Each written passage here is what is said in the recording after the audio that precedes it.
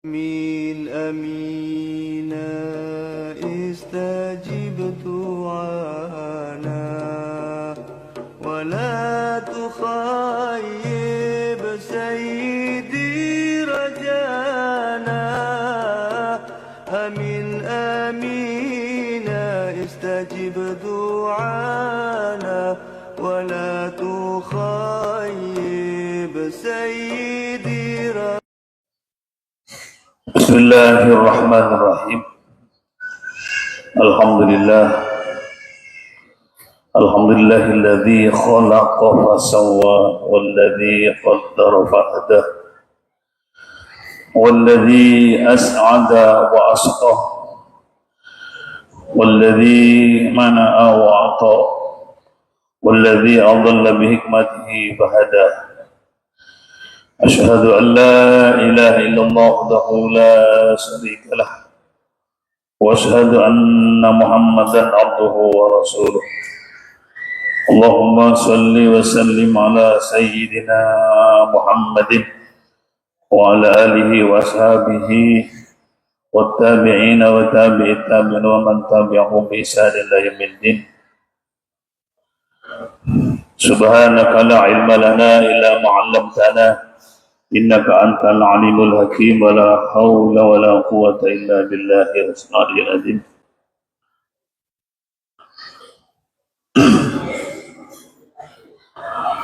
Hadratal muhtaramin, para alim, para ulama, para asatidz, sesepuh dan para sampai sepuh yang saya hormati, wabil khusus yang saya hormati jajaran pengurus takmir masjid Sunan Ampel yang dimuliakan oleh Allah Subhanahu wa taala. Monggo sareng-sareng kita mulai pertemuan pada malam hari ini dengan pembacaan Ummul Quran dengan harapan mudah-mudahan pahalanya dihadiahkan untuk baginda Rasulullah Muhammad sallallahu alaihi wasallam wa alihi wa ashabihi wa azwajihi wa dzurriyyatihi ma khususan ila ruhi Raden rahmatullah Sunan Ampel wa ruhi murabbi ruhina Syekh Muhammad bin Yusuf wa ruhi murabbi ruhina Syekh Ubaidillah bin Muhammad Yusuf wa ikhwanihim Maila ruhi abaina wa ummahatina wa ajdadina wa jaddatina wa amamina wa ammatina wa akhwalina wa khalatina wa abanaina wa banatina wa dhurriyyatina limal Fatiha. A'udzu billahi minasy syaithanir rajim. Bismillahirrahmanirrahim. Alhamdulillahi rabbil alamin arrahmanir rahim maliki yaumiddin. Iyyaka na'budu wa iyyaka nasta'in ihdinas siratal mustaqim siratal ladzina an'amta 'alaihim ghairil maghdubi 'alaihim waladdallin. Bismillahirrahmanirrahim. Babul amri bil muhafazati 'alas shalawatil maktubati. Utawi iki iku bab nerangaken al-amru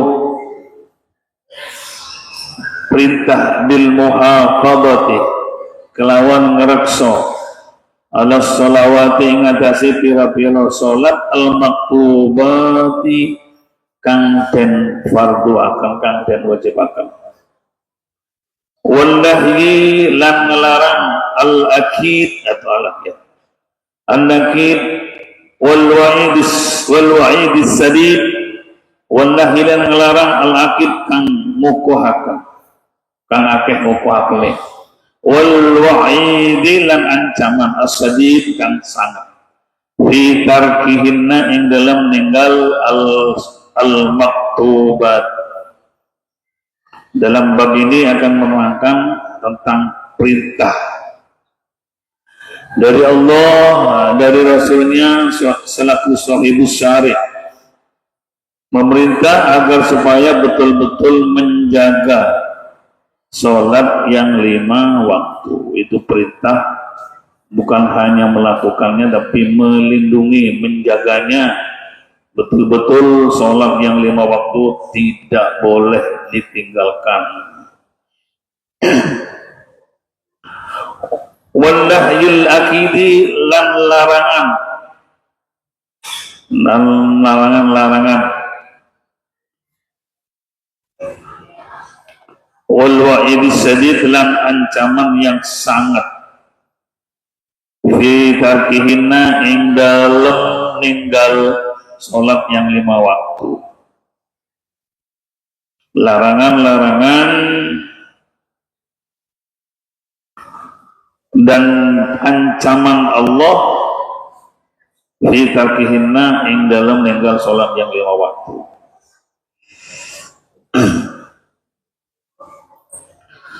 Wal nahyil akidi ay al muta'akkadi, larangan yang dikokohkan, dikuatkan. Wal wa'idis sadidi, lan ancaman kang sangat fi tarkihinna, ing dalam ninggal sholat 5 waktu. Artinya melarang, sangat melarang. Fi tarkihinna, dalam meninggalkan sholat 5 waktu, dan ancaman bagi orang-orang yang berani meninggalkan sholat 5 waktu. Ini babnya, beberapa pertemuan ini memang bab sholat. Jadi seperti yang dijelaskan pertemuan sebelumnya, bahwa modal utama orang masuk dalam surga Allah untuk umat Nabi Muhammad, modal utama adalah sholat. Sebab kemarin dijelaskan, orang yang ternyata sholatnya disia-siakan, maka diantara siksaan orang yang telah meninggalkan sholat yang 5 waktu, menyanyiakan sholat 5 waktu, maka pahala ibadah selain sholat, ibadah-ibadah yang lain, maka tidak dianggap oleh Allah. Wa kullu amalihim la yujaru, sanksi bagi orang yang telah meninggalkan atau menyanyikan sholat, semua amalnya la yujaru, tidak diganjar ambil pangeran, tidak dapat pahala. Na'udzubillah, na'udzubillah. Malah di hadis yang lain nanti ada, wa in ruddat sa'il amali, apabila sholatnya ditolak, maka amal-amal yang lain ditolak oleh Allah, 0, kosong, dosanya banyak. Ketika nanti ditimbang amalnya di hadapan Allah di padang mahsyar nanti, setelah dilihat pahalanya tidak ada, disebabkan sholatnya tidak dilakukan. Sedangkan dosanya, ya selama dia hidup, dosa masih belum terampuni. Terus bagaimana janji Allah orang yang melakukan sholat yang 5 waktu? Walillahi alai ahdun ayyudkhilahul jannah.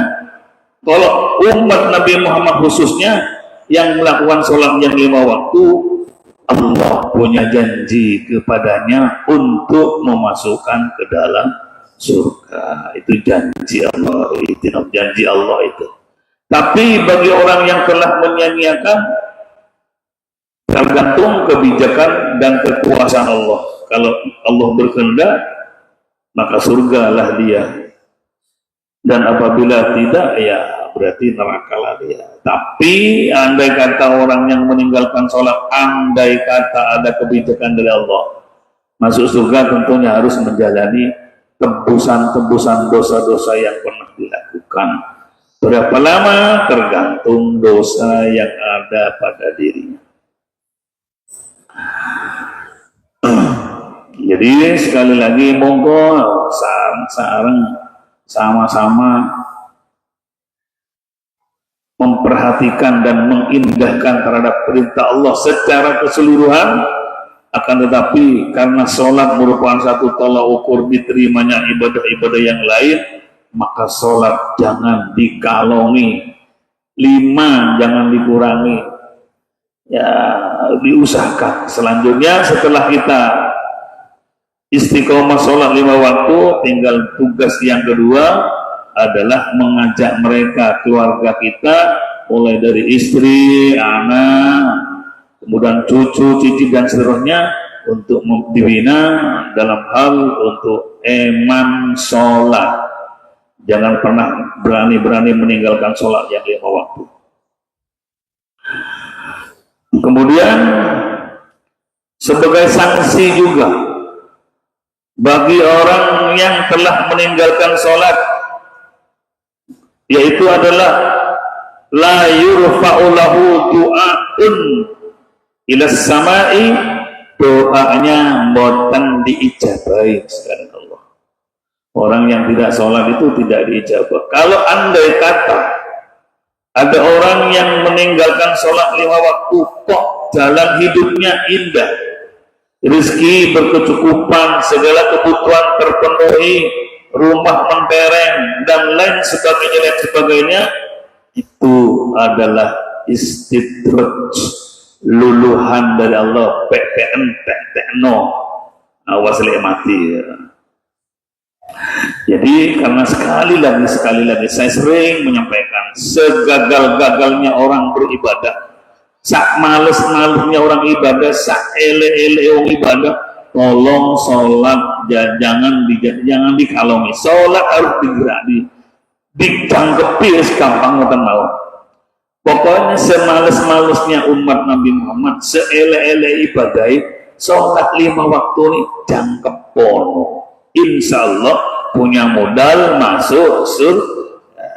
Dasarnya mana? Walillahi ahdun, walillahi alaihi ahdun ayyudkhilahul jannah. Allah punya janji pada orang yang telah melakukan sholat 5. Berarti bahasa ampelnya punya modal untuk masuk surga. Amin Allahumma amin. Bapak Ibu yang dimuliakan oleh Allah Subhanahu wa taala, sering saya sampaikan, gak apa-apa tak ulang-ulang, mudah-mudahan tidak bosan sampai. Sehari semalam di dunia 24 jam, sehari semalam di akhirat, di surga, di neraka sehari semalam 1000 tahun. Jadi umpama naudzubillah summa naudzubillah, ada seorang yang disiksa 1 hari 1 malam, berarti 1000 tahun harus menjalani siksaan.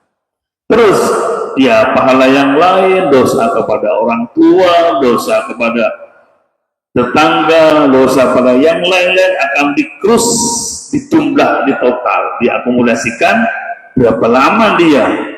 Kalau kematian kita nanti tidak mendapat maghfirah dari Allah, tidak mendapatkan rahmat kasih sayang dari Allah Subhanahu wa taala, dan tidak mendapatkan asy-syafa'atul uzma dari Rasulullah Muhammad sallallahu alaihi wasallam, betapa beratnya siksaan kita di hari kiamat nanti. Karena kita selaku manusia biasa, dosa-dosanya kuat, tidak ada bandingannya.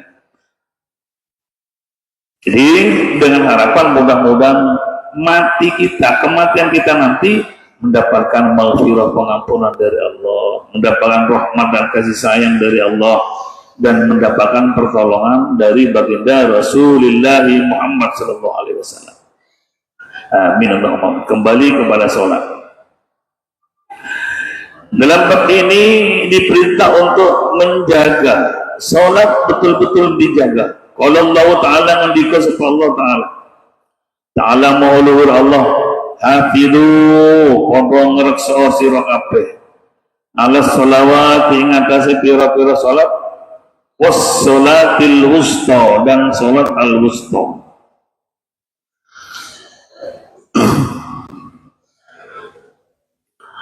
Jagalah sholat, dalam artian dijaga itu ya dalam sisi melakukannya harus 5 kali dalam sehari semalam, dan jagalah sholat itu dari sisi cara melakukannya.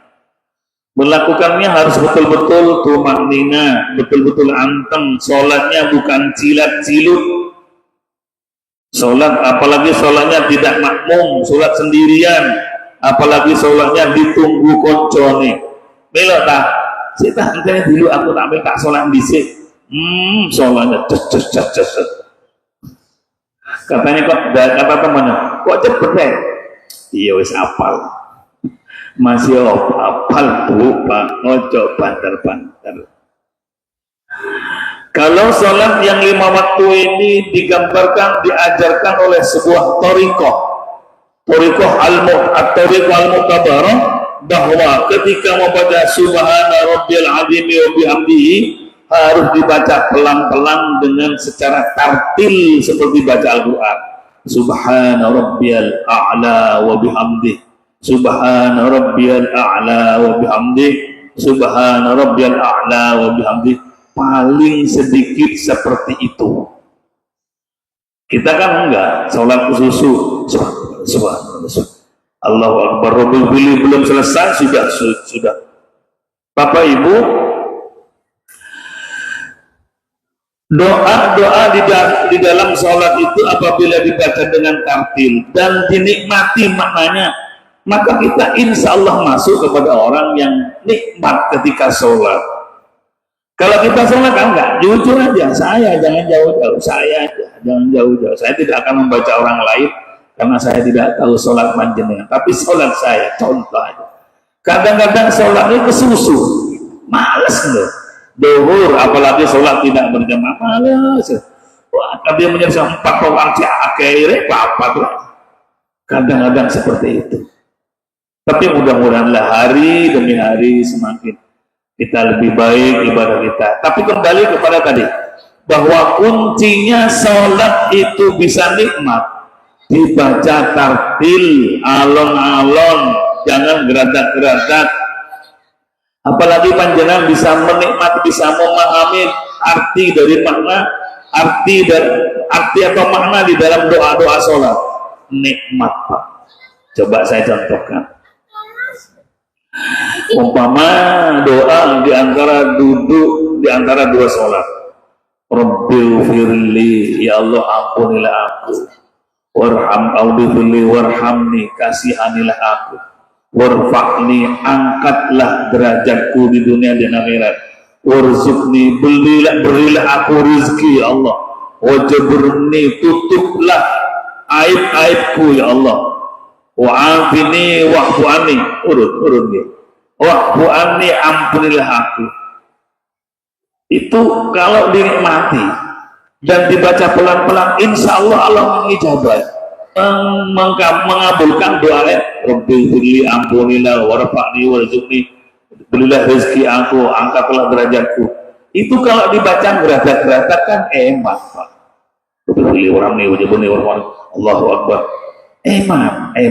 Ini diantaranya konsep agar supaya sholat ini bisa kita nikmati.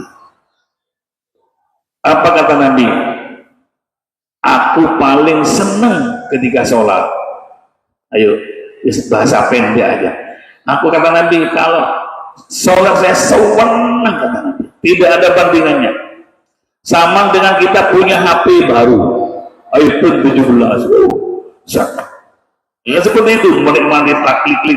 Kira-kira sholat seperti itulah, nikmat sekali menggunakan HP itu. Kenapa?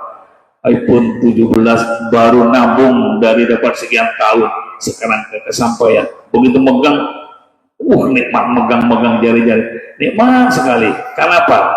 Karena memang hasil usaha. Begitu juga sholat harus lebih dari itu. Jadi doa di dalam sholat apabila kita renungi, kemudian kita nikmati arti-artinya, maka sholat itu bisa dirasakan. Dan itulah sholat yang tanha anil fahsya wal.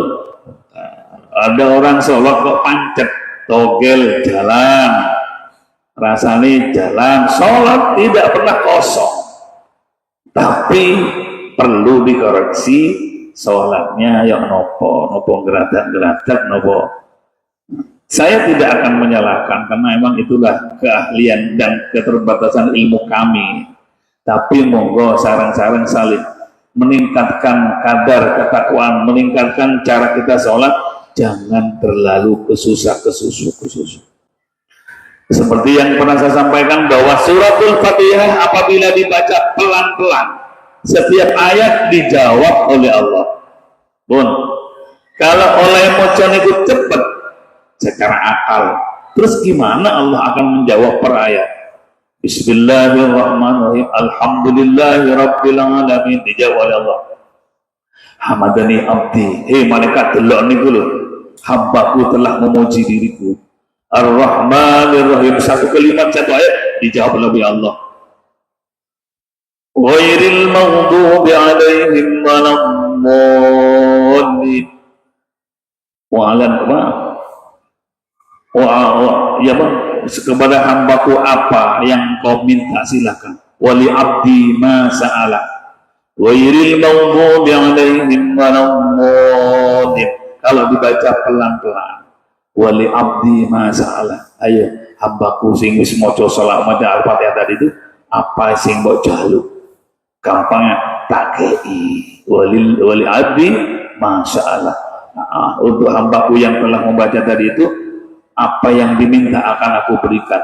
Kalau sholat dulu sebanyak 4 kali surat Al-Fatihah kemudian dinikmati, dihayati seperti itu, pas berapa doa yang dikabulkan melalui sholat, selain doa, selain atau di luar sholat. Maka dikatakan apa sholat itu? As-sholatu lughatan ad-du'a'u. Apa sholat? Sholat itu doa. Walaupun bahasa Inggrisnya apa Pak? Sholat itu adalah prayer. Doa. Sholat doa. Doa ya. Jadi kalau ternyata doa itu dibacanya geratak-geratak, ya gak nikmat. Iya. Pangeran ya kok cara menungso sholat pokoknya ini kan sawangan kan sepertinya seperti itu kalau cara menungso. Jadi Bapak Ibu yang dimuliakan oleh Allah, monggo seele-ele ibadah, gagal-gagalnya beribadah, sholat 5 waktu jangan pernah ditinggalkan. Tapi jangan hanya sholat, dia puasa juga. Kalau punya rezeki bisa haji dan umroh. Kalau hajinya lama, nunggunya ya umroh saja. Amin, Allahumma amin. Semoga yang belum pernah ke Mekah umroh atau haji, semoga segera takdir Allah ada pada kita bisa melaksanakan. Dan bagi yang sudah pernah, ya mudah-mudahan datang kembali. Amin, Allahumma. Kok coro kangen Pak nang Mekah itu lebih kangen orang yang sudah pernah datang. Kalau yang tidak pernah datang penasaran, ya apa sih? Mudah-mudahan kesampaian kita bisa ditakdirkan melaksanakan ibadah haji dan umrah. Ibadah haji itu Pak bukan urusan uang, urusan takdir. Ada yang tuh tapi tidak mau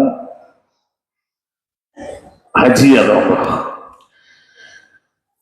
Bapak Ibu yang dimuliakan oleh Allah Subhanahu wa taala, cerita masalah haji dengan sholat. Utama mana ibadah haji dan sholat? Sebab kalau haji kullama rafa qadaman wa wada'a qadaman tanasaratil dhunub. Orang yang mau berangkat haji jangan sampai ke Mekah, mulai dari rumah berangkat menuju Juanda, langkah demi langkah itu sudah merontokkan dosa. Apalagi sampai sholat berjamaah di Madinah, di Mekah, di Madinah, entek sampai dosanya. Laisa lahu jazaa'un illal jannah. Sholat seperti apa Pak keutamanya? Sudah tadi itu, sholatnya nggak kena, yang lain nggak dianggap. Sholatnya ditolak, sholatnya nggak lengkap. Ibadah apapun 10 miliar sumbangan ke masjid, derma-derma kepada bagi miskin setiap hari 10 juta atau 10 miliar. Salat tidak, nol ibadah itu. Guys, utama mana? Udah saya cerita. Kiai saya di Sidogiri itu pernah ditawari haji. Yai mbok nawa kersan jenengan kula cak haji yai gratis yai. Cik tah, aku tak takon sih katanya beliau. Allah maufillahu namanya Kiai Hasani Nawawi. Lek aku biar haji pakai kapal laut 6 bulan. Kalau sekarang saiki kalau ikut pesawat itu kira-kira ada sholat yang ditinggalkan enggak, kata beliau. Pasti ditinggal Kiai, karena 9 jam naik. Kan bisa dijamak, kan bisa dikosor. Langsung Kiai bilang, wis kasih tuh aku melo, aku satu mari haji, aku emang sholatku walaupun bisa dijamak takdim, jamak takhir, kak kelem. Andai kata terbangnya tidak kok cara dimaknani dewi. Yai tidak bilang begitu. Andai kata dalam penerbangan Juanda Jeddah itu tidak bisa meninggalkan sholat, beliau mesti mau. Karena melaksanakan itu haji pakai pesawat terbang itu 9 jam, pasti ada sholat yang dilakukan di pesawat, lihurmatil waktu dan sebagainya, maka beliau tidak suka. Kalau saya kok nggak ada yang ngajak, Bu ya, Pak, kalau kelem sampean kelojak haji, tapi jamak takdim gak popo. Jamak takdim kan disyariatkan di kitab kuning kan diajarkan. Atau sholat lihurmatil waktu. Paling elek wado'an lillahi ta'ala. Tapi beliau enggak, gak gelem aku mulai sholatnya mau setinggal, gak gelem Pak. Berarti begitu pentingnya sholat, jangan sampai pernah meninggalkan sholat. Haji, sholat, pilih mana? Pilih haji, padahal mesti pilih sholat. Kenapa? Sampai meninggalkan haji atau meninggalkan sholat, bahaya mana? Jelas bahaya sholat. Bapak Ibu yang dimuliakan oleh Allah Subhanahu wa Ta'ala, apa kesimpulan yang mesti kita lakukan di penghujung umur ini? Bagi anak-anak yang remaja-remaja ya lanjutkan, katanya tidak ada salah.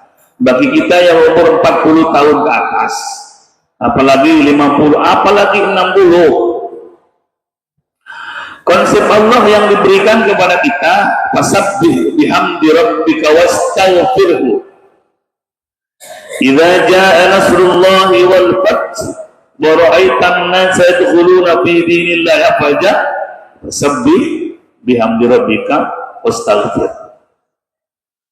Surat ini adalah secara surah yang sempurna yang terakhir diturunkan kepada Nabi Muhammad SAW. Kalau secara ayat, al-yawma akmaltu lakum dinakum dan seterusnya. Tapi secara surah yang paling terakhir diturunkan adalah surat Al-Fath. Idza jaa nasrullahi wal fath. Kalau sudah Muhammad, pertolongan Allah sudah datang dan penaklukan kota Mekah sudah terjadi dan seterusnya. Yadkhuluna fi dinil afwajan, dan umat itu berbondong-bondong percaya pada Nabi Muhammad untuk masuk Islam. Kalau sudah begitu kata Allah, ya Muhammad fasabbih bihamdi rabbika wastaghfir. Sampeyan awakmu kok cara menungso. Awakmu umur wis swidak tahu. Swidak telu. Fasabbih, bertasbihlah bihamdi rabbika, dan bertakbirlah, perbanyak tasbih dan alhamdulillah, wastaghfirhu, dan banyaklah minta ampun dan beristighfar kepada Allah. Nabi Muhammad di penghujung ayatnya, akhir hidupnya, kurang lebih sudah 63 tahun, sekian hari beliau meninggal. Kata Allah, sekian bulan atau sekian hari sudah akan meninggal. Allah memberikan konsep pada Rasulullah, fasabbih bihamdi rabbika wastaghfir, maka bertasbihlah, banyaklah bertasbih, wastaghfirhu, dan beristighfarlah, banyaklah istighfar.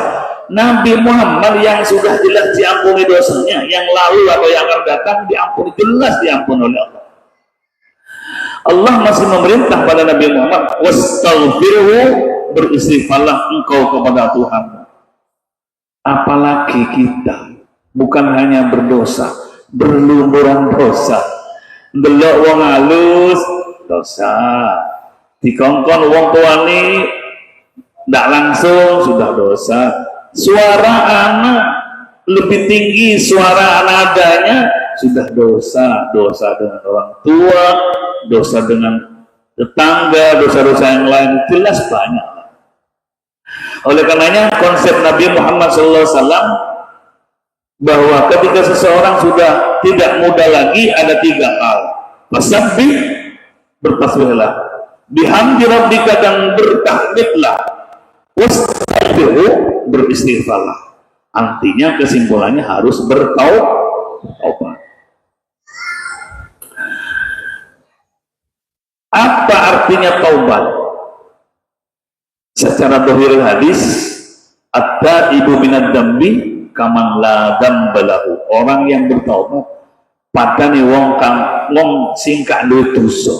Orang yang sudah bertaubat dengan taubatan nasuha dianggap tak berdosa oleh Allah Subhanahu wa taala. Makanya wastaghfirhu wasabbih bihamdi rabbika wastaghfirhu. Dengan harapan semoga dosa yang ada pada kita diampuni oleh Allah dengan berhari-hari berulang-ulang masa-masa yang sudah tidak muda lagi ini.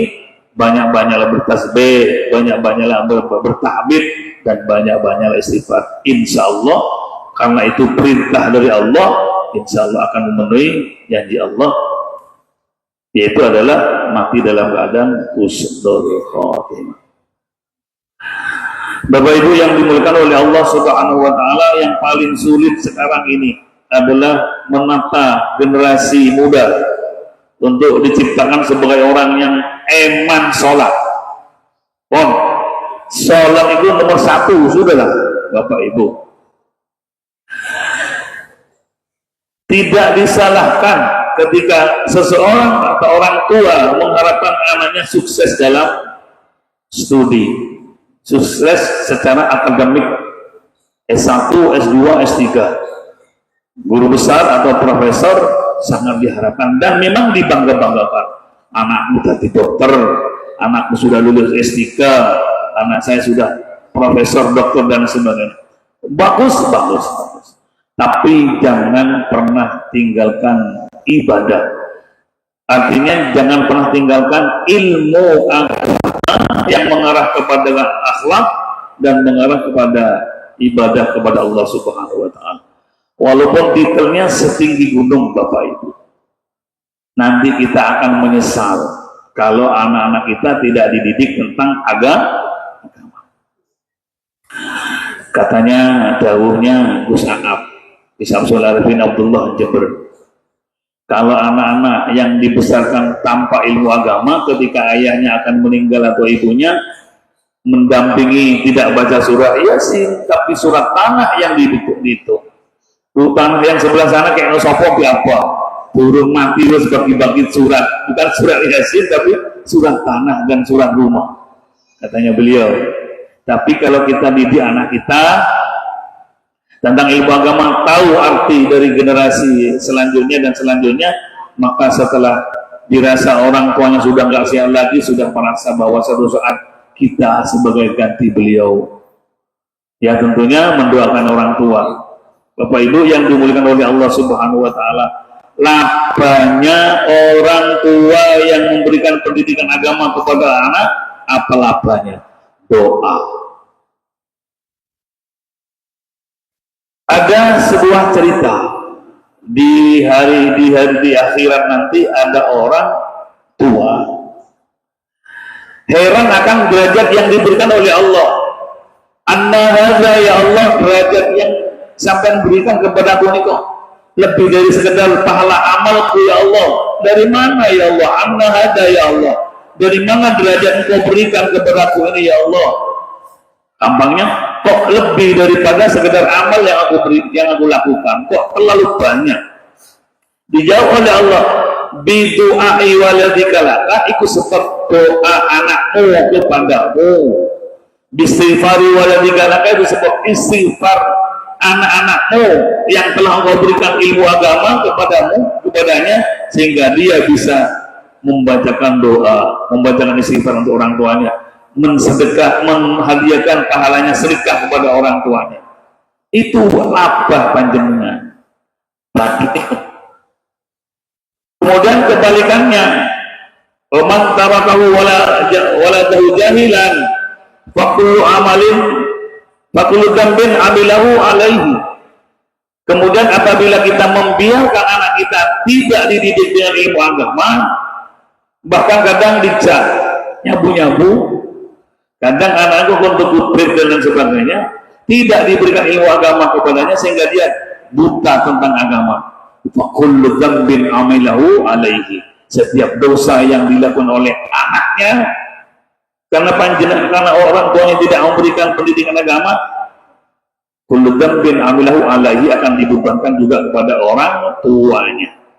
Kesimpulannya, apabila anak kita menjadi anak yang soleh-soleh berkat pendidikan panjenengan, labanya panjenengan akan diberikan derajat lebih dari sekedar amalnya. Tapi kalau anaknya tidak kita didik dengan ilmu agama sehingga mereka tidak tahu tentang bagaimana cara beribadah, tidak memahami tentang cara bertobat bagaimana, akhlakul karimah tidak tahu, fakullu dzambin amilahu alaihi. Setiap dosa yang dilakukan juga diberikan kepada orang tuanya. Jarine wong Madura disiram ambil api neraka bapak ibu isi dalam kuburan gara-gara tidak memberikan pendidikan agama, utamanya masalah sholat. Bapak Ibu, nanti ada semacam tarik menarik. Ada seorang yang tidak sholat, jadi tariknya gimana? Dituntut oleh Allah setelah ditanya sholatnya tidak ada. Siapa namamu? Siapa orang tuamu? Apakah bapakmu dulu tidak memberikan pendidikan tentang sholat? Sudah, karena setelah dipanggil orang tuanya, sudah saya titipkan ke madrasah. Wahai yang mempunyai madrasah, wahai yang punya pondok, apakah mereka namanya ini tidak diberi pendidikan sholat? Kalau semua menyatakan iya sudah, maka ya tetap ditanggung sendiri. Tapi kalau ternyata orang tuanya tidak pernah memberikan pendidikan agama, tidak pernah mengajarkan tentang bagaimana sholat, bagaimana puasa dan seterusnya, tidak tahu dalam hal itu, maka orang tua yang sudah di surga kok coro Madura niku diseret masuk neraka lagi. Karena kullukum ra'in wa kullu ra'in mas'ulun an ra'iyati. Karena kita dianggap orang yang mengembala kambing, artinya kita punya yang suatu yang menjadi tanggung jawab kita, maka akan ditanyakan semua hal itu.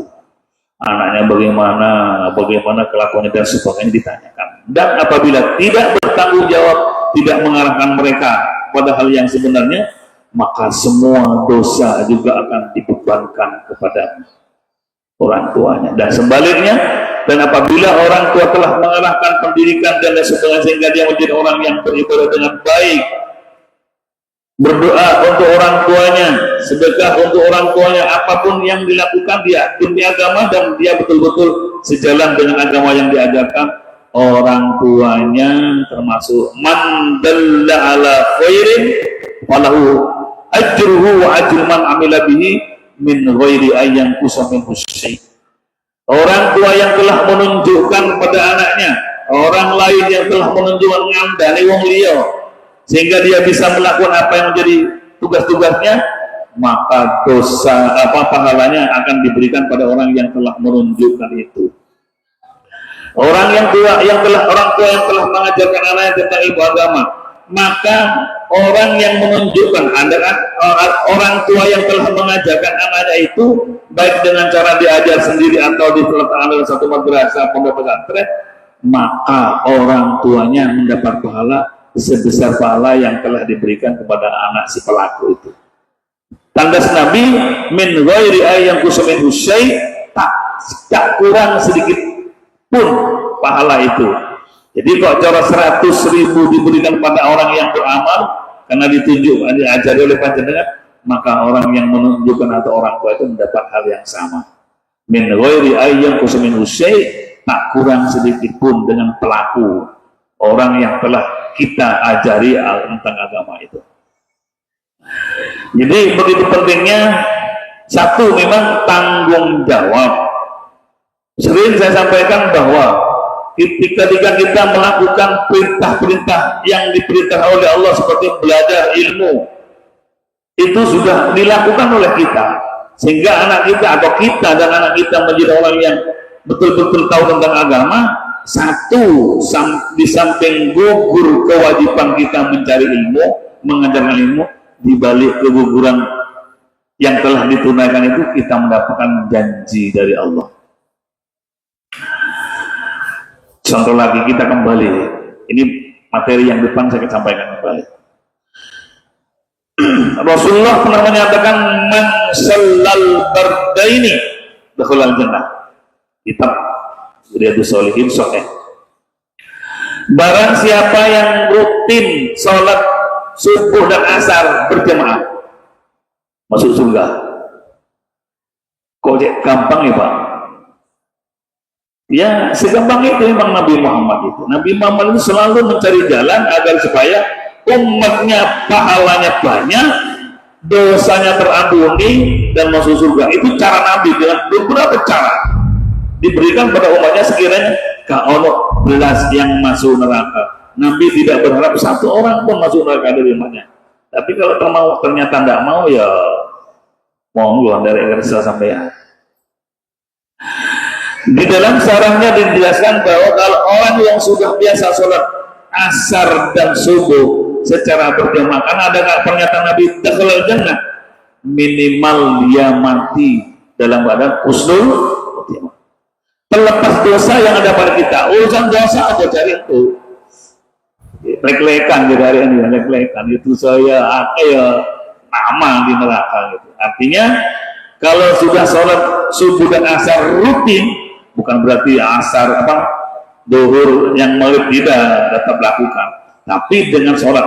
Tanda-tanda orang yang meninggal dunia di dalam bulan husnul khotimah, delon sampean delon subuh dengan asar aktif sampai tinggali.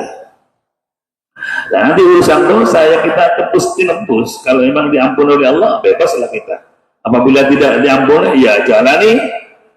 Sama dengan orang yang ketangkap sabu-sabu, punya uang tebusan, tebus. Tapi kalau nggak punya tebus, ya lakoni. Berapa? 15 tahun, oke jalan. Kan begitu. Konsekuensinya kan begitu. Akhirnya, Bapak Ibu sekalian yang saya hormati, monggo sarang-sarang. Kita selaku orang tua punya tanggung jawab. Ku ampusakum, selamatkan dirimu, itu kita dulu. Wa ahlikum, dan keluarga kita dari api neraka. Ayo kita bersama-sama. Kita nyekak ke api enggak. Jadi kita mau sarang-sarang berdoa kepada Allah. Mudah-mudahan Allah jadikan kita semua yang hadir di masjid ini sebagai umat Nabi Muhammad yang sempurna ibadahnya, sempurna ketakwaannya, sempurna rizkinya, sempurna keturunannya. Amin Allahumma amin. Al-Fatihah. A'udzubillahi minasyaitonir rajim. Bismillahirrahmanirrahim. Alhamdulillahirabbil alamin. Iyyaka na'budu wa iyyaka nasta'in. Sekian, assalamualaikum warahmatullahi wabarakatuh.